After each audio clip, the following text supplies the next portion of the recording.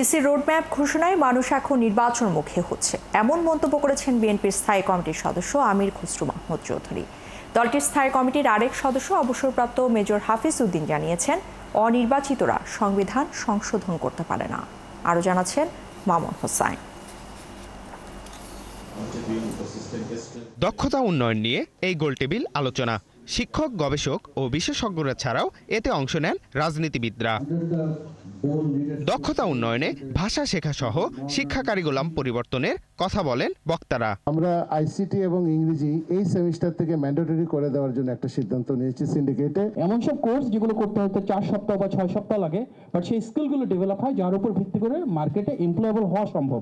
Niacinamide ও salicylic সমৃদ্ধ lily face wash যা ফেসের ডেড স্কিন সেল দূর করে দেয় দ্বিগুণ ফাস্টার ব্রাইটেনিং। অনুষ্ঠানে নির্বাচন কমিশনের রোডম্যাপ ঘোষণা নিয়ে প্রতিক্রিয়া দেন বিএনপি নেতা আমির খসরু মাহমুদ চৌধুরী। তিনি বলেন, এর ফলে জাতি এখন নির্বাচনমুখী হবে। ইলেকশনের রোডম্যাপ আজকে একটা এসেছে, একটা সুসংবাদ।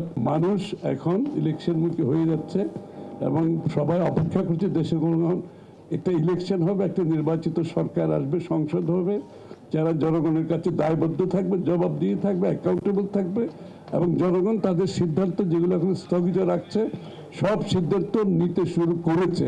I can feel it already. আরেক অনুষ্ঠানে দলটির আরেক নেতা অবসরপ্রাপ্ত মেজর হাফিজ উদ্দিন মুক্তিযুদ্ধ হেয় করে যেসব কথাবার্তা চলছে তার কঠোর সমালোচনা করেন।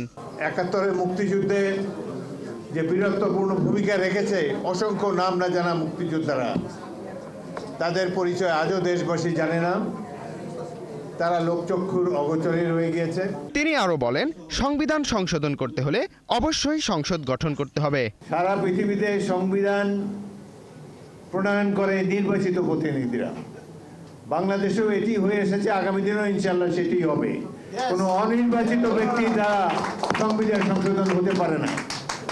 আমরা একটি সুষ্ঠু নির্বাচন চাই, অন্তর্বর্তীকালীন সরকারের অধীনে আশা করি সুষ্ঠু নির্বাচন পাব এবং সেখানে নির্বাচিত প্রতিনিধিরাই ঠিক করবে বাংলাদেশের সংবিধান কেমন হবে। স্বাধীনতা বিরোধীরা দেশের মালিক হতে চায় বলেও মন্তব্য করেন তিনি। তারা শুধু যে 1971 সালে স্বাধীনতা যুদ্ধে বিরোধিতা করেছে তাই নয়, 1947 সালে পাকিস্তান প্রতিষ্ঠারও বিরোধিতা করেছে। মামুন হোসাইন, ৭১, ঢাকা।